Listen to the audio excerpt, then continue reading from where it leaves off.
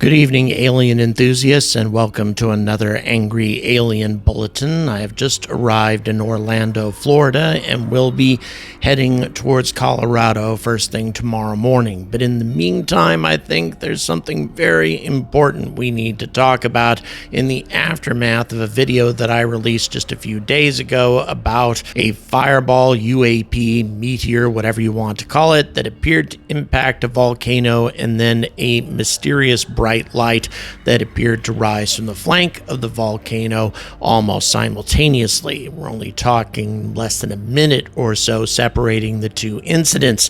And I also reported that one of the interpretations for this object was a satellite. What I didn't know is that it was Avi Loeb who actually came up with this interpretation. And in that time, a number of people have presented their arguments as to why this can't be, that it doesn't move like a satellite, it appears to be moving through the atmosphere, that there's no record of any bright satellites moving over this region of the Philippines at the time. And although all of these are good arguments, there's actually something far more fundamental about this footage that absolutely proves that this can't be a satellite without a doubt, and you don't have to be a physicist to see it.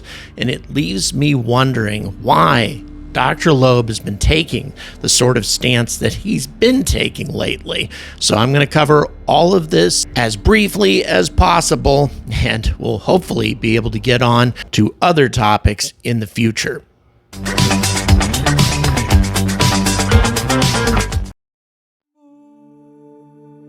Good evening, spaceflight enthusiasts. I'm going to start off by just quoting from at least the applicable parts of a Medium article that Dr. Loeb published recently that was actually, most of which anyway, was a transcript of an interview that he had with Natasha Zuves, I think, on NewsNation. I forget how her last name is pronounced, so I apologize to you, Natasha, for mispronouncing your last name, but let's just go ahead and get going. First of all, Natasha says, quote, "An incredible viral video shows a meteor crash near an erupting volcano.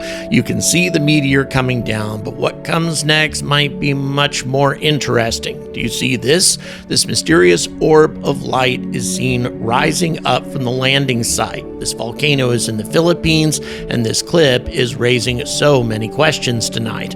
Let's discuss with Professor Avi Loeb, renowned theoretical physicist, Harvard professor, head of the Galileo Project. Professor Loeb, always a joy to see, so good to see you again, etc., etc. What do you see in the video and what goes through your mind here?" Avi Loeb says, "Thank you for having me, etc., etc. We see the strike of a meteor, not at the volcano, but behind it. The white light source rising up to the right of the volcano is most likely the glint from a satellite that reflects sunlight. There are more than 10,000 communication satellites moving around the Earth, so it's not very unlikely to see such a coincidence."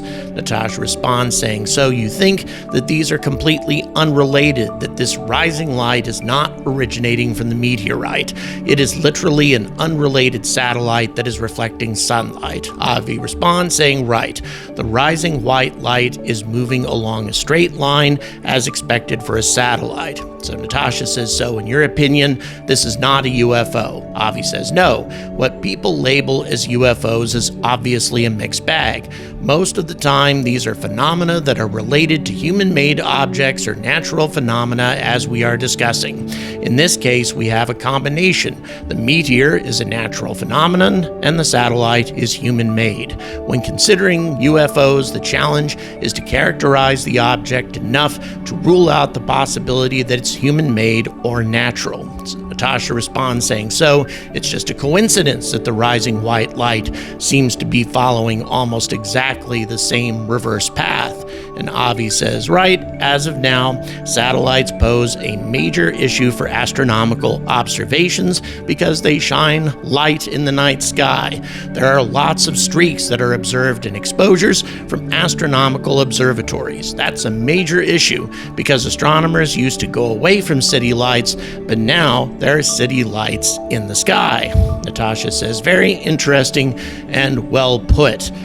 Okay, all of this having been said, there have been a number of people, as I mentioned before, who have expressed problems with the satellite theory. Number one, that it doesn't move exactly like a satellite, that its movement is not exactly consistent with an object moving steadily through the night sky the way a satellite does. I'm not too sure about that. And also, they've said that there were no bright satellites passing overhead over the Philippines, that is, at the time of the event. These, again, as I said, are very good points, but there is a far more fundamental point to be made here. And again, I am rather shocked that Dr. Loeb didn't notice this, and frankly, I didn't notice it, at least not at first, and some of the viewers may have actually seen this, but let's just not keep you in suspense anymore. Let me show you what I'm talking about. Watch as the meteor comes down. What do you see in the background? Yeah, that's right. Clouds or perhaps steam rising up off of the volcano.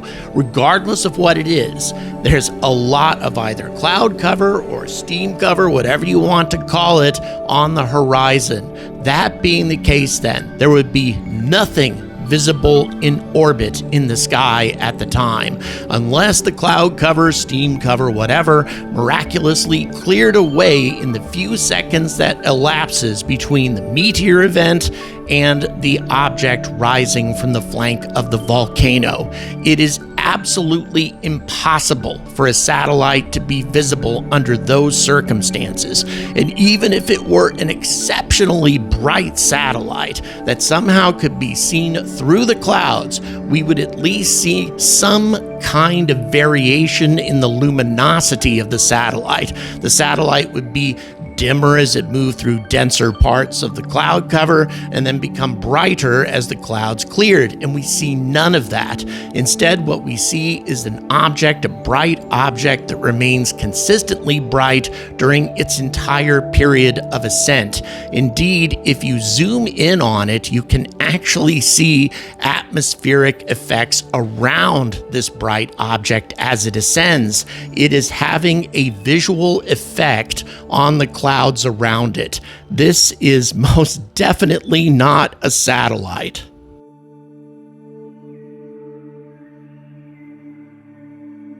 And there are other points to be made here. For example, the vast majority of astronomers are now saying that the meteor actually disintegrated at extremely high altitude, that all of this was just an optical illusion, and the meteor was actually significantly further behind the volcano than it appears to be. Once again, if that is the case, then the meteor should at least be partially obscured by the clouds and steam. These are not high-altitude clouds that you would see on the very distant horizon. These are instead low-altitude clouds. Really, they kind of look like the kind of clouds you would expect to see swirling around a mountain, not the sort of clouds you would see, again, as I mentioned, in the extreme distance. And that being the case, if the meteor came down at a much higher altitude, at a much further distance than the volcano is from the observer, then it should be at least partially concealed behind the clouds. The clouds should have at least some impact on it visually, and they don't. So not only is Loeb incorrect about this, the astronomers who have made an official statement about this event appear to be wrong about it also.